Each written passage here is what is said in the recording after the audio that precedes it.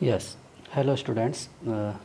In previous lecture, we have completed the methods how to calculate the order of reaction theoretically on the basis of given data in numerical or theoretical question. ठीक. Now we are going to discuss the some simple first order reactions. Why first order? मैंने आपको पहले ही कहा था mainly हमारे syllabus में first order reaction है. ठीक है, उसी के एप्लीकेशंस और उसी के क्वेश्चंस आपको मिलेंगे. ठीक, 99% क्वेश्चन फर्स्ट ऑर्डर के ही होंगे. हाँ, 1% क्वेश्चन 1% में जीरो ऑर्डर, सेकंड ऑर्डर या किसी और ऑर्डर का आ सकता है. मेन तो फर्स्ट ऑर्डर. ठीक है, जो भी रिलेशन आपसे पूछा जाएगा फर्स्ट ऑर्डर के लिए ही कहा जाएगा. ठीक है, तो हम स्टार्ट करते हैं. सम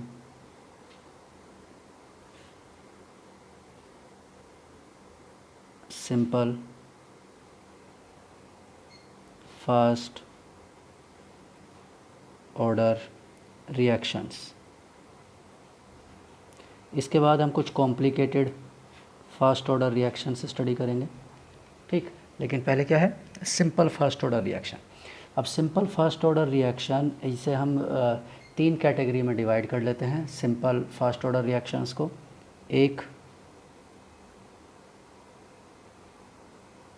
in case of gases. Second, in case of solution.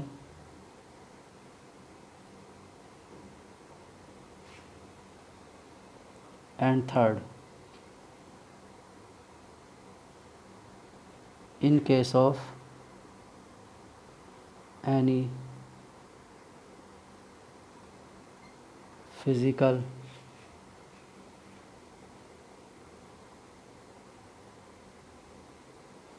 property of solution और लिक्विड. ठीक है, तो ये तीन कैटेगरी में हमने डिवाइड कर लिया है. सबसे पहले हम इन केस ऑफ गैसेस बात करते हैं. ठीक है, first case.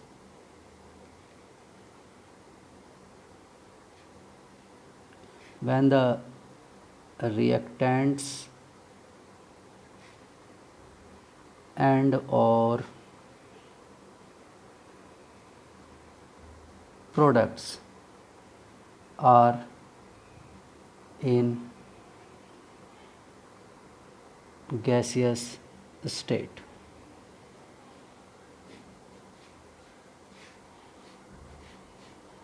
Are in gases state means reactant एक मैंने ऐसे इसलिए लिखा है क्योंकि वो एक रिएक्टेंट हो सकता है, एक से ज़्यादा रिएक्टेंट हो सकते हैं. जनरली वैसे एक ही रिएक्टेंट मिलेगा जनरल केसेस में क्योंकि फर्स्ट ऑर्डर रिएक्शन है. अगर उसका स्टोकियोमेट्री एक से ज़्यादा है भी तो वो किसे फॉलो कर रहा है, फर्स्ट ऑर्डर को ही फॉलो कर रहा है. तो मेनली तो यहाँ रिएक्टेंट एक होगा, लेकिन प्रोडक्ट की क्वांटिटी क्या हो सकती है, दो या दो से ज़्यादा प्रोडक्ट हो सकते हैं. एक प्रोडक्ट भी हो सकता है. ठीक है, दो या दो से ज़्यादा प्रोडक्ट भी हो सकते हैं उनका स्टोकियोमेट्री. बट ये ध्यान रखिएगा, रिएक्शन ओबे फर्स्ट ऑर्डर काइनेटिक्स. वो रिएक्शन फर्स्ट ऑर्डर को ही फॉलो करेगी. लिखा होगा, क्वेश्चन में लिखा होगा it obeys first order kinetics या it follows first order kinetics. ठीक है, तो वो फर्स्ट ऑर्डर की ही रिएक्शन होगी. ऊपर हेडिंग में हमने फर्स्ट ऑर्डर ही लिखा है. ठीक है, तो जनरली रिएक्टेंट एक ही रहता है. फिर भी अगर 2 स्टोकियोमेट्री लगा हुआ है, उसका 3 स्टोकियोमेट्री है, तब भी वो पावर क्या रहेगी, उसकी रेज़ टू पावर 1 ही रहेगी. रेज़ टू पावर 1 क्योंकि वो फर्स्ट ऑर्डर को फॉलो कर रहा है, इसलिए ऐसा है. ठीक है, चलिए तो अब हम एग्जाम्पल लेते हैं. ठीक, अब हम 1 बाय 1 एग्जाम्पल सेलेक्ट करते हैं. जैसे ए एग्जाम्पल हमने सेलेक्ट किया है. सबसे सिंपल बात करते हैं. A is gas, B is gas, C is gas. ये एक इमेजिनरी इक्वेशन है, एज्यूम्ड इक्वेशन. ठीक है, हम जितनी भी इक्वेशन लेंगे वो एज्यूम्ड लेंगे. ठीक है, तो ये एक एज्यूम्ड इक्वेशन है जिसमें हमने सबसे सिंपल कंडीशन लिया है कि एक रिएक्टेंट और दो प्रोडक्ट हैं और सभी गैसेज हैं. ठीक है, अब यहाँ पर क्या गिवन होगा, यहाँ एक्चुअल में नंबर ऑफ मोल्स गिवन नहीं होंगे, कंसंट्रेशन गिवन नहीं होगी. क्यों, क्योंकि ये गैसेज हैं. गैसेज के केस में क्या गिवन होगा, प्रेशर गिवन होगा. ठीक है, प्रेशर. और प्रेशर किस तरह से गिवन होगा, द डेटा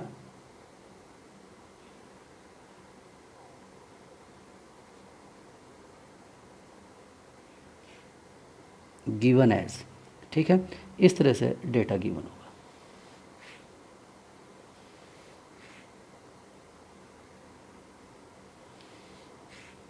ये टाइम और यहाँ पार्शियल प्रेशर ऑफ ए। कोई भी इंफॉर्मेशन हो सकती है, जैसे अभी तो मैं बता रहा हूँ, हम वन बाय वन डिस्कस करेंगे, ठीक है। सबसे सिंपल वाला एरिया है कि partial pressure of A given है, ठीक है, टाइम 0 है। पार्शियल प्रेशर क्या गिवन है यहाँ पर, 0 टाइम पर पी नॉट और कोई टाइम टी है, और इस पर पार्शियल प्रेशर क्या गिवन है, पी टी। P1 P2 भी हो सकता है, उसमें कोई प्रॉब्लम नहीं है। आप पी नॉट के प्लेस पर P1 लिख सकते हैं, PT के प्लेस पर P2 लिख सकते हैं, या क्वेश्चन में हो सकता है, ठीक। अब हमें क्या सोल्व करना है, and we have to find out the rate constant, and we have to find out the rate constant in terms of P naught and PT। Why P naught, why in terms of P naught and P T, वो ऐसा इसलिए करना पड़ेगा कि because data is only of P naught and P T, ठीक है। Data केवल उन्हीं का गिवन है, और एग्जाम में जब ये क्वेश्चन आएगा तो वहाँ पी नॉट पी टी नहीं लिखा होगा, वहाँ क्या लिखा होगा, जैसे यहाँ पर टाइम है, ठीक है, टाइम 0 टाइम, 0 टाइम तो 0 ही रहेगा, टाइम टी नहीं लिखा होगा, यहाँ पर 20 minute, 30 minute, 40, 10 second, 20 second, 1 hour, 2 hour, कोई भी एक वैल्यू, न्यूमेरिकल वैल्यू लिखी होगी। और यहाँ पार्शियल प्रेशर ऑफ ए में पी नॉट की पी नॉट नहीं लिखा होगा, इसके प्लेस पर 200 mmHg या 300 mmHg या 500 mmHg, 800, कुछ भी एक वैल्यू लिखी होगी, न्यूमेरिकल वैल्यू। और ऐसे यहाँ पर पी टी नहीं लिखा होगा, उसके प्लेस पर एक न्यूमेरिकल वैल्यू लिखी होगी, जैसे पहली न्यूमेरिकल वैल्यू 200, दूसरी न्यूमेरिकल वैल्यू 100, या ये वाली वैल्यू 500 mmHg तो ये वाली वैल्यू 200 mmHg या 250 mmHg, इस तरह की न्यूमेरिकल वैल्यू लिखी होगी जब आपको ये क्वेश्चन मिलेगा, ठीक है। तो हम अब न्यूमेरिकल वैल्यू तो एक फिक्स्ड वैल्यू हो जाएगी, इसलिए हम क्या कर रहे हैं, यूनिवर्सल फार्मूला डिराइव करने की कोशिश कर रहे हैं, ठीक है, इसलिए हमने पी नॉट और पी टी लिखा है। अब हमें के को सॉल्व करना है, रेट कांस्टेंट को, के को सॉल्व करना है किसकी टर्म्स में, इनकी टर्म्स में सॉल्व करना है, ठीक है। तो हम क्या करते हैं, इस इक्वेशन को दोबारा से लिख लेते हैं,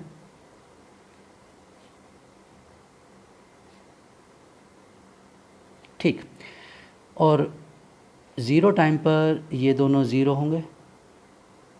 जनरली 0 टाइम पर प्रोडक्ट की वैल्यू क्या होती है, 0 होती है, क्योंकि रिएक्शन स्टार्ट नहीं होता। हाँ, कभी कभी हो सकता है किसी रेयर केस में आपको पहले से ही किसी का अमाउंट दे दिया जाए, जैसे केमिकल इक्विलिब्रियम के क्वेश्चंस में होता था कि 0 टाइम पर ही प्रोडक्ट भी अवेलेबल है, तो ऐसा यहाँ भी हो सकता है कि 0 टाइम पर पहले से ही कुछ अवेलेबल हो प्रोडक्ट, तो ये भी हो सकता है। बट जनरल केसेस में ऐसा नहीं होगा, ठीक है। ओनली एंड ओनली क्या होगा, 0 टाइम पर रिएक्टेंट ही अवेलेबल होगा, प्रोडक्ट्स अवेलेबल नहीं होंगे 0 टाइम पर। जनरल केसेस में ऐसा ही होगा। वर्स्ट केस में तो कुछ वैल्यू कुछ भी ले सकते हैं, तो कोई प्रॉब्लम नहीं है, जैसा डेटा है वैसा पुट कर देंगे।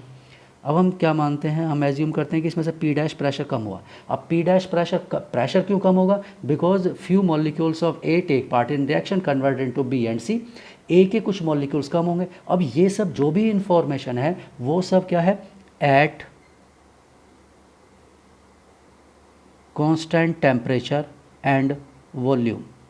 टेम्परेचर एंड वॉल्यूम कांस्टेंट है, and constant temperature and volume, pressure is directly proportional to number of moles. Gases के केस में आपने रीड किया होगा, गैसेस स्टेट में PV equal to nRT equation में, ठीक है, या constant temperature constant volume P directly proportional to N, यानी नंबर ऑफ मोल्स पर। तो इसका मतलब है जितने नंबर ऑफ मोल्स यहाँ पर इन्वॉल्व होंगे ए के, उतना ही प्रेशर कम हो जाएगा, ठीक है, या जितने मोल्स अवेलेबल होंगे उतना ही प्रेशर होगा। तो number of moles can be replaced by pressure, number of moles को आप प्रेशर से रिप्लेस कर सकते हैं। तो गैसेस के केस में नंबर ऑफ मोल यानी ए नहीं होगा, ए माइनस एक्स नहीं होगा, ठीक है, आपको क्या लिखना है, प्रेशर की टर्म्स में लिखना है, क्योंकि प्रेशर का ही डेटा होगा। और अगर नंबर ऑफ मोल्स का डेटा है तो टेंशन ही नहीं है, फिर तो ए 0 0 ए माइनस एक्स और लिखिए और सॉल्व हो गया, ठीक।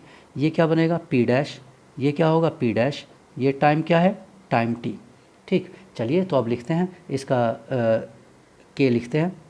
फर्स्ट ऑर्डर है तो मैं डायरेक्ट लिख रहा हूँ, के इक्वल टू क्या होगा, 2.303 अपॉन टी लॉग, ठीक। क्या बताया था यहाँ पर, इनिशियल कंसंट्रेशन, कंसंट्रेशन की जगह पर क्या होगा, pressure, upon pressure at time T, ठीक है, क्लियर, ठीक।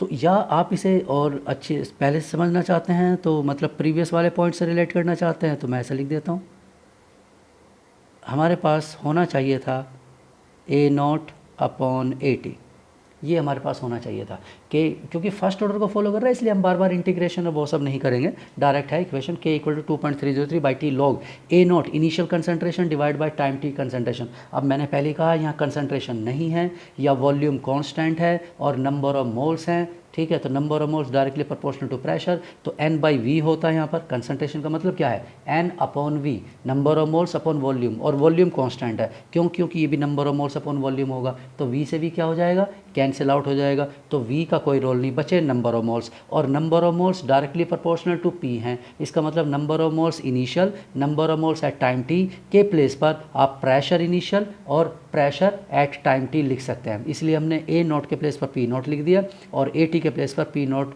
माइनस p डैश लिख दिया। जैसे यहाँ पर क्या आ जाना चाहिए था, इसके प्लेस पर a आ जाना चाहिए था और इसके प्लेस पर a इनिशियल मोल्स, और ए टी के प्लेस पर क्या आ जाना चाहिए था, ए टी के प्लेस पर आ जाना चाहिए था a माइनस एक्स, ठीक है। तो यहाँ पर a माइनस एक्स नहीं है, यहाँ पर p naught minus p dash है, तो x रिप्लेस हो गया p डैश से और a रिप्लेस हो गया p नॉट से, ठीक है। तो सिंपल आप डेटा वैल्यू जो भी वैल्यू है, मान लो यहाँ 200 है तो 200, ये 100 है तो 200 अपॉन 200 माइनस 100, ठीक है, तो डिवाइड माइनस कर लीजिए, ऊपर 200 नीचे 100, तो कैंसिल आउट 2 आ गया, log 2 की वैल्यू 0.3, टाइम गिवन होगा 30 मिनट या कुछ भी, के को सॉल्व कर लीजिए। तो इस तरह से आपको के सॉल्व करने के लिए कहा जाएगा। लेकिन ये तो हमने सबसे सिंपलेस्ट कंडीशन ली थी, ठीक है, जिसमें partial pressure of A given था, ठीक, और हमारे पास में क्या था, स्टोक्योमेट्री भी कोई अवेलेबल नहीं थे, कोई भी स्टोक्योमेट्री। अब थोड़ा सा एक इससे थोड़ा कॉम्प्लिकेटेड केस लेते हैं, बी, ठीक, हमारे पास यही इक्वेशन है ए बी प्लस सी, ठीक है, all the reactants are gases, वो पहले ही है, ठीक है, मैं फिर भी लिख देता हूँ गैस, ये भी गैस है, ठीक है, और डेटा क्या गिवन है, अब मैं बार बार लैंग्वेज नहीं लिखूंगा, बस सीधा डेटा लिख दूंगा, ठीक है, डेटा अवेलेबल है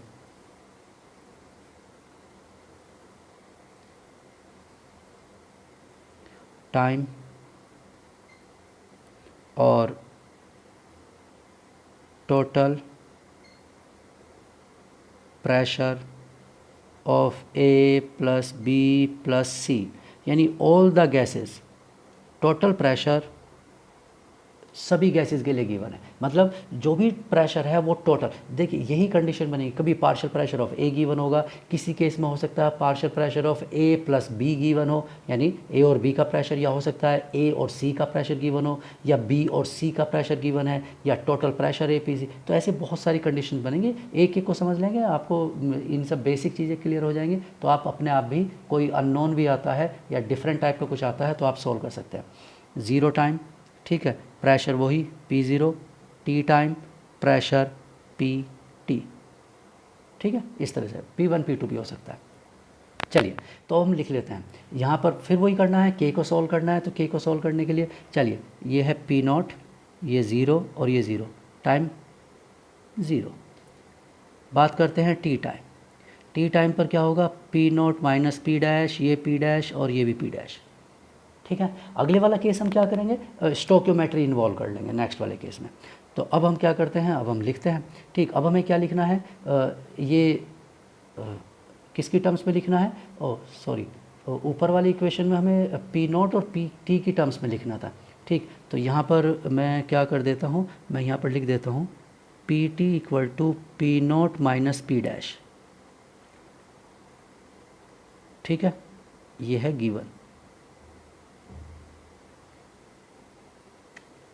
ठीक है, ये गिवन है, इसलिए P0 माइनस P डैश की जगह पर क्या आ जाएगा, PT आ जाएगा, ये term it is replaced by P0 upon PT, ये टर्म P0 बाय PT से रिप्लेस हो जाएगी, ठीक है, वो गलती से वो P0 माइनस P डैश ही लिखा रह गया, ठीक है, वो एक्चुअल में किसके इक्वल है, PT के इक्वल है। क्यों है PT के इक्वल, क्योंकि 0 टाइम पर प्रेशर P0 है और T टाइम का जो पार्शियल प्रेशर ऑफ A है, partial pressure of A at time T is equal to PT, और हमारी इक्वेशन में पार्शियल प्रेशर क्या है, P0 माइनस P डैश है, तो P0 minus P dash at time T should be equal to the PT, वो PT के equal होना चाहिए, इसलिए हमने उसे बन लिख दिया, ठीक है। तो डायरेक्ट पी टी, वही 200 माइनस 100 वो जो यूज़ होने वाला था वो तब भी वही आंसर आएगा, ठीक है, 100 ही आएगा, 200/100, ठीक। चलो वो कोई नहीं, हम उसी टर्म्स में लिखेंगे वैसे पी टी। अब ऐसे ही इसे भी कर लेते हैं, चलिए at time zero total pressure of A plus B plus C equal to P naught ठीक है। पी नॉट ही न्यूमेरिकल में यहाँ लिखा है और पी नॉट ही हमारी इक्वेशन में लिखा हुआ है। चलिए अब बात करते हैं at time T total pressure of A plus B plus C, numerical में लिखा है पी टी और हमारी इक्वेशन में लिखा है P naught minus P dash plus P dash plus P dash. ऐसा क्यों? ये देखिए टी टाइम का ये ए का प्रेशर है एट टाइम टी, ये बी का प्रेशर है एट टाइम टी, ये सी का प्रेशर है एट टाइम टी, तो यानी कि इन तीनों का टोटल प्रेशर किसके इक्वल होगा? पी टी के इक्वल होगा अकॉर्डिंग टू द न्यूमेरिकल। तो ये न्यूमेरिकल डेटा है और ये हमारी इक्वेशन का डेटा है, तो equation data should be equal to the numerical data, ठीक है। ये न्यूमेरिकल, ये गिवन डेटा है, गिवन, और ये फ्रॉम आवर इक्वेशन, ठीक है। ये हमारी इक्वेशन का डेटा है, ये गिवन डेटा है, दोनों क्या होने चाहिए? इक्वल, दोनों इक्वल होंगे तभी न्यूमेरिकल करेक्ट होगा, ठीक है। तो अब यहाँ से क्या करेंगे, ये पी डैश से पी डैश क्या हो जाएगा? पी कैंसिल आउट हो जाएगा, इसका मतलब क्या आ जाएगा? पी टोटल इक्वल टू क्या हो जाएगा? P naught plus P dash, therefore P dash equal to क्या हो जाएगा? P naught P T minus P naught, ये हो गया पी डैश। अब हम क्या करते हैं, हम के की वैल्यू लिखते हैं, के इक्वल टू क्या है? 2.303 upon T log P naught upon P naught minus P dash. क्यों? इनिशियल और एट टाइम टी, ए पर ही तो डिपेंड करेगा ना। फर्स्ट ऑर्डर काइनेटिक्स की इक्वेशन में A naught by A T होता है, ठीक है, ये लिखा हुआ है ए नॉट यानी initial concentration of A at time zero, ठीक है, और ये initial concentration of A at T, यानी ए को ही लिखना है, बी और सी को नहीं लिखना है, चाहे वो इन्वॉल्व है, मतलब प्रेजेंट है, डेटा है, नहीं है, ए के ये भी रिएक्टेंट के रेस्पेक्ट में ही हमने इंटीग्रेशन किया, रिएक्टेंट की कंसंट्रेशन के बेस पर ही हम सॉल्व कर रहे हैं। तो पी नॉट तो ठीक है, पी नॉट है, लेकिन पी डैश की वैल्यू गिवन नहीं है हमारे न्यूमेरिकल में, पी टी है, पी डैश नहीं है, तो ठीक है पी डैश को रिप्लेस कर देते हैं P T minus P not से। तो चलिए हम इसे रिप्लेस कर देते हैं, 2.303 upon T log P naught upon P naught minus, चलिए पी डैश की जगह लिख देते हैं P T minus P naught, ठीक, 2.303 upon T log P naught upon, ये माइनस माइनस क्या हो जाएगा? प्लस हो जाएगा, ठीक है। तो P naught plus P naught minus P T, और के इक्वल टू क्या हो जाएगा? 2.303 upon T log P naught upon, ये क्या हो जाएगा? 2p not minus P T, ठीक है। तो ये हमारी इक्वेशन आ जाएगी। अब हम पी नॉट की वैल्यू जो भी गिवन होगी 200 300 जो भी होगा वहाँ यहाँ लिख देंगे 200, यहाँ पर 400 गिवन है, 400 में, और यूनिट से कोई रिलेशन नहीं है क्योंकि ये एमएमएचजी होगा तो ये भी एमएमएचजी होगा, और ये रेशो है तो एमएमएचजी डिवाइड बाय एमएमएचजी क्या हो जाएगा? Cancel out. तो आपको उसे एटीएम में कन्वर्ट करने की रिक्वायरमेंट नहीं है, कभी आप उसे एमएमएचजी है तो उसे एटीएम में कन्वर्ट करना स्टार्ट कर दो, या टोर में गिवन है तो आप उसे किसी और यूनिट में कन्वर्ट कर दो, नहीं, कोई रिक्वायरमेंट नहीं है, जिस यूनिट में है उसी में रहने दीजिए, आंसर भी उसी यूनिट में होगा, ठीक है। और क्यों? क्योंकि के की वैल्यू होगी, के की वैल्यू में तो एमएमएचजी होगा ही नहीं ना, क्योंकि डिवाइड में है, रेशो में है, तो ये तो कैंसिल आउट हो जाएगा, लॉग तो एक न्यूमेरिकल वैल्यू आएगी, तो इसलिए टाइम की टर्म्स में होगा। के की वैसे भी यूनिट फर्स्ट ऑर्डर के लिए क्या होती है? टाइम होती है, टाइम इनवर्स ओनली, तो टाइम की टर्म्स में आंसर आना है, इसलिए यूनिट का कोई रोल नहीं है प्रेशर की यूनिट का, ठीक है। तो ये इक्वेशन बन गई। तो इस तरह से आप इक्वेशन बनाएंगे, किसकी टर्म्स में? अपना डेटा लिखिए पहले, तो उस डेटा को लिखो यहाँ पर, फिर उसे मैच कराइए किसके साथ? गिवन इन्फॉर्मेशन के साथ, मैंने लिखा भी है, ये गिवन डेटा है टोटल प्रेशर ऑफ ABC, और हमारी इक्वेशन का total pressure A plus B plus C इनका प्रेशर है, तो ये इक्वल होना चाहिए। इससे क्या होगा? आपको P डैश उसकी वैल्यू मिल जाएगी जो कि अननोन है, क्यों? क्योंकि इस डेटा में कहीं भी P डैश गिवन नहीं है, ठीक है, क्लियर। चलिए नेक्स्ट, अब थोड़ा सा कॉम्प्लिकेटेड करते हैं, और इसमें हम चेंज करते हैं, थोड़े स्टोक्योमेट्री ऐड करते हैं, क्योंकि क्वेश्चंस में क्या होगा, कभी कभी स्टोक्योमेट्री गिवन होंगे, ठीक। चलिए स्टोक्योमेट्री करते हैं, एक सी केस लेते हैं और उसमें हम क्या करते हैं 2a लिख लेते हैं, गैसियस, 3B लिख लेते हैं गैस, और C एक ही रहने देते हैं, 1 स्टोकियोमेट्री रहने देते हैं, ठीक है। और क्या करते हैं हम इसमें, वही टोटल प्रेशर ले लेते हैं एट टाइम 0 और टाइम t, ठीक है। टोटल प्रेशर, तो टोटल प्रेशर एट ABC, ठीक। और वो भी कर सकते हैं, पहले मैं टोटल प्रेशर 0 टाइम और t टाइम का ले लेता हूँ, और उसके बाद फिर इनफाइनाइट टाइम भी इन्वॉल्व कर लेते हैं नेक्स्ट इक्वेशन में, ठीक। चलिए, तो यहाँ इन्फॉर्मेशन क्या गिवन है,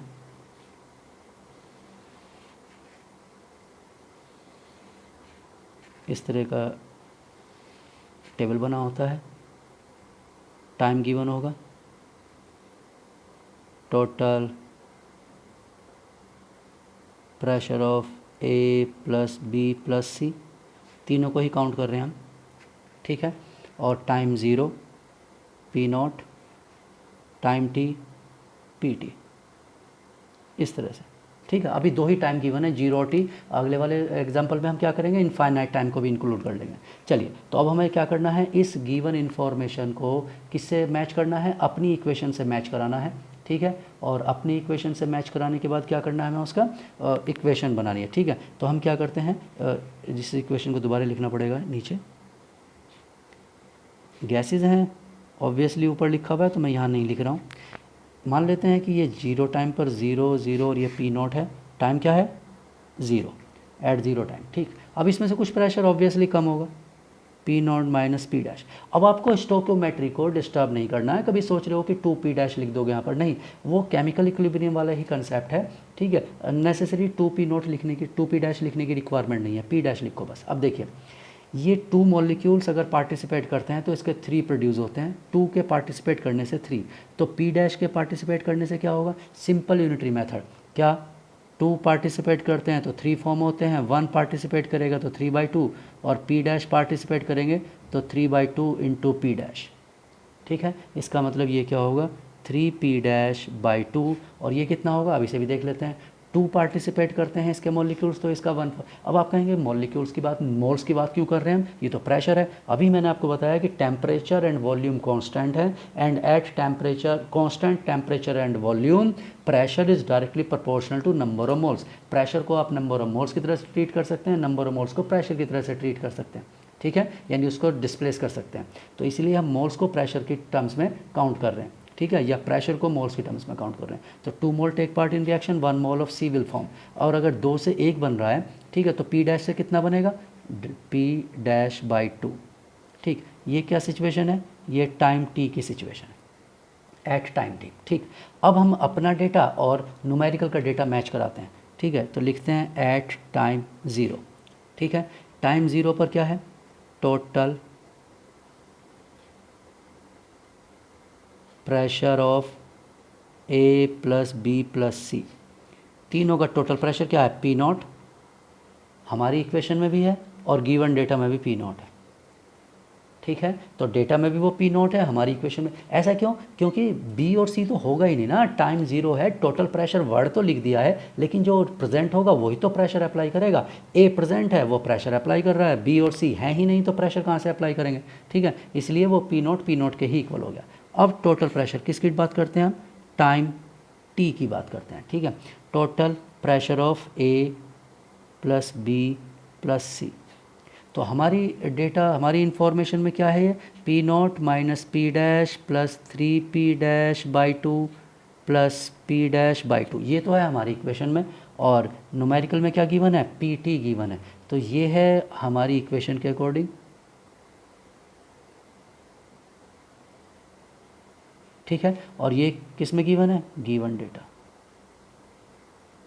ये न्यूमेरिकल में गिवन है। तो न्यूमेरिकल में PT गिवन है और हमारी इक्वेशन में ये है। क्यों, तीनों को क्यों ऐड किया, because total pressure of AB, यानी T टाइम पर तो तीनों प्रेजेंट होंगे ना, A भी प्रेजेंट होगा, B भी प्रेजेंट होगा और C भी प्रेजेंट होगा, ठीक है। अब इसे सिंप्लीफाई करना ही पड़ेगा, ठीक है। तो इसे सिंप्लीफाई कर लेते हैं, ये क्या हो जाएगा, 2P डैश हो जाएगा, क्योंकि ये 1.5 P डैश और हाफ P डैश यानी 0.5, 1.5 क्या हो जाएगा, 2P डैश, 2P डैश में से P डैश माइनस हो जाएगा, तो क्या आ जाएगा, P0 plus P dash equal to PT, ठीक।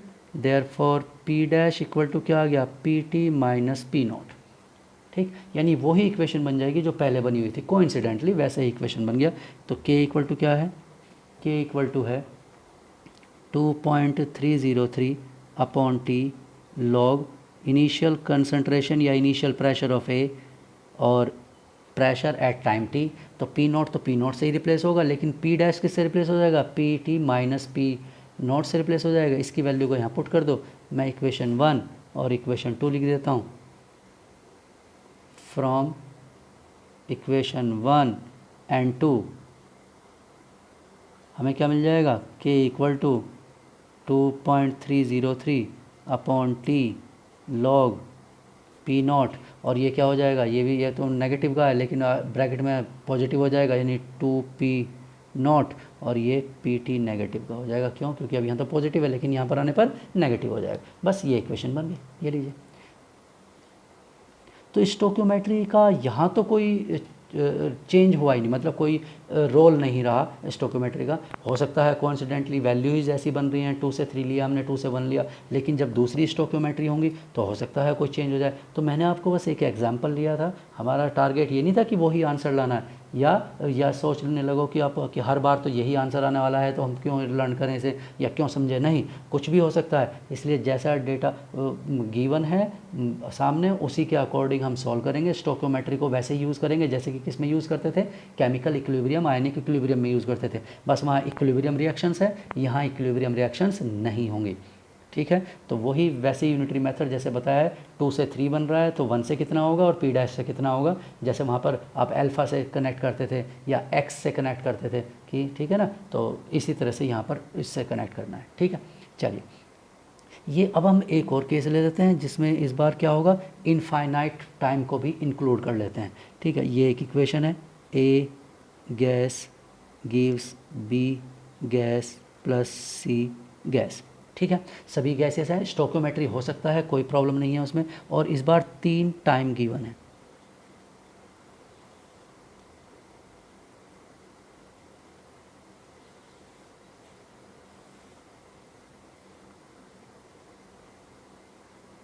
पी टोटल ऑफ, मैंने पी टोटल ऐसे लिख दिया, ए प्लस बी प्लस सी, तीनों का टोटल प्रेशर है। ठीक है, और यहाँ पर हो सकता है 0 टाइम ना गिवन हो। ठीक है, यहाँ सीधा टाइम टी और इनफाइनाइट टाइम गिवन हो,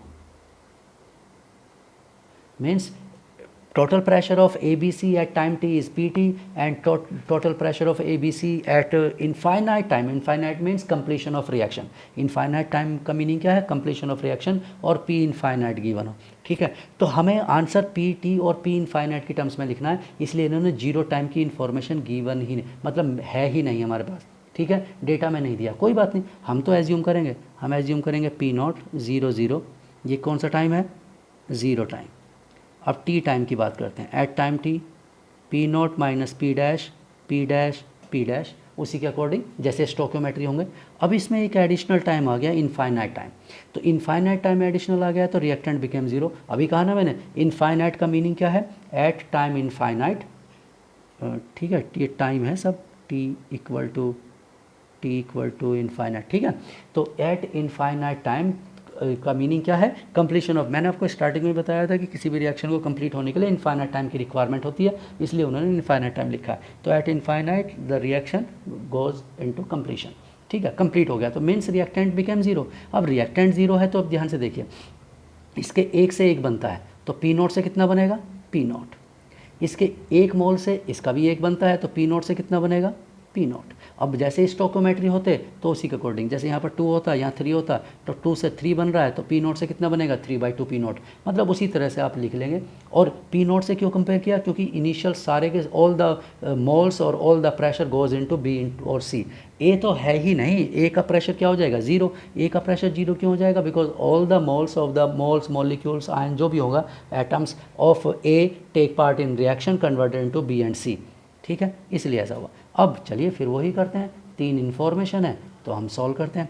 टाइम 0 की तो इन्फॉर्मेशन है ही नहीं तो उसका तो यूज़ करना नहीं है, टाइम टी की इन्फॉर्मेशन है तो लिख देते हैं at time T, at time T.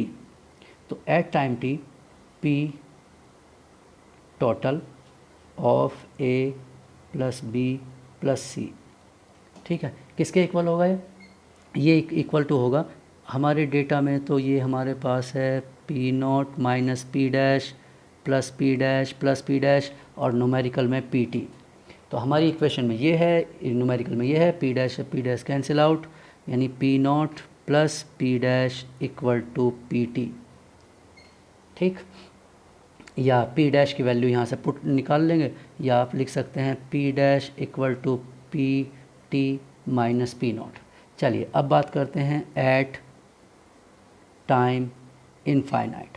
Infinite time की बात करते हैं। At infinite time P total of A plus B plus C किसके इक्वल होगा? हमारी इक्वेशन में इसका प्रेशर तो जीरो, मैं लिख देता हूँ zero, plus P naught plus P naught equal to, और न्यूमेरिकल में कितना गिवन है? न्यूमेरिकल में P infinite, means two P naught equal to P infinite, या लिख सकते हैं P naught equal to P infinite upon two. ठीक, चलिए अब हम के लिख लेते हैं। के इक्वल टू क्या है? के इक्वल टू है 2.303 upon T log P naught upon P naught minus P dash. लिखना तो वही है, क्यों? क्योंकि इनिशियल कंसंट्रेशन, इनिशियल मोल्स या initial pressure of the A divided by pressure of the A at time T, उसी वही लिखना है। तो अब पी नॉट के प्लेस पर हम लिख सकते हैं पी इनफाइनाइट बाई टू। क्यों लिखना ही पड़ेगा? क्योंकि हमें डेटा पी टी या पी इनफाइनाइट का गिवन है, पी नॉट तो बताया ही नहीं गया है। तो न्यूमेरिकल में हम एज्यूम नहीं कर सकते कि 200 हो जाएगा पी नॉट या 100 हो जाएगा, ऐसा एज्यूम नहीं कर सकते। तो पी नॉट के प्लेस पर जो वैल्यू है लिख लेते हैं हम, K equal to 2.303 upon T log P naught के प्लेस पर लिख दिया P infinite by two, P infinite by two, और पी डैश के प्लेस पर क्या लिख दिया? पी डैश के प्लेस पर लिख दिया P T minus P naught. ठीक है, तो ये हो जाएगा पी टी और ये हो जाएगा पी नॉट प्लस। मैंने डायरेक्ट लिख दिया है, ध्यान से देख लेना। पी डैश यहाँ क्योंकि नेगेटिव साइन के साथ है, तो जो पॉजिटिव था वो वहाँ पर उसके साथ पुट करने पर नेगेटिव हो जाएगा, और जो नेगेटिव है वो क्या हो जाएगा? पॉजिटिव। ठीक, तो अब यहाँ तो अभी भी पी नॉट है, तो पी नॉट को फिर रिप्लेस करना पड़ेगा, किससे? पी इनफाइनाइट बाई टू से रिप्लेस करना पड़ेगा। ठीक, तो लिख देते हैं फिर से हम इसे,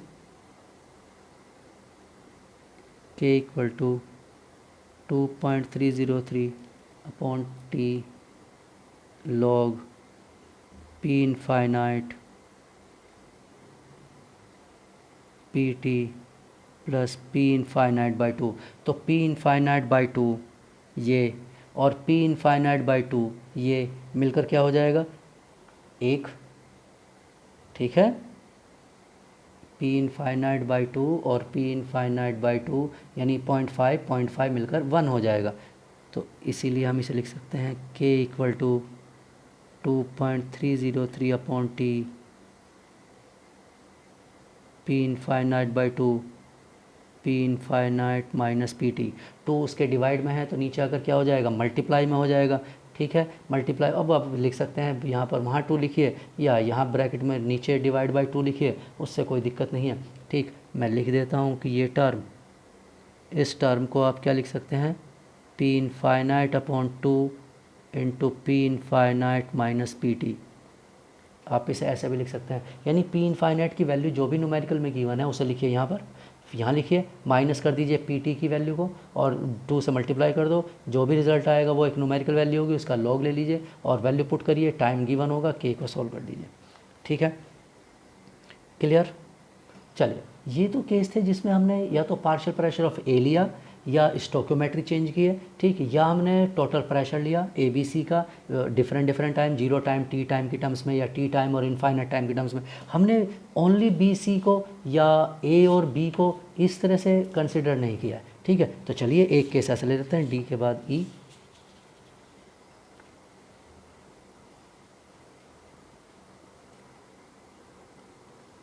ठीक है, इस बार क्या करते हैं, वही उसी टाइप की इक्वेशन लेते हैं, A gives B plus C.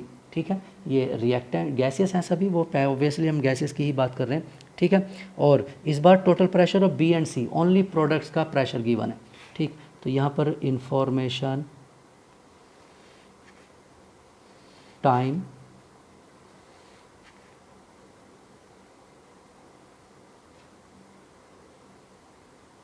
Total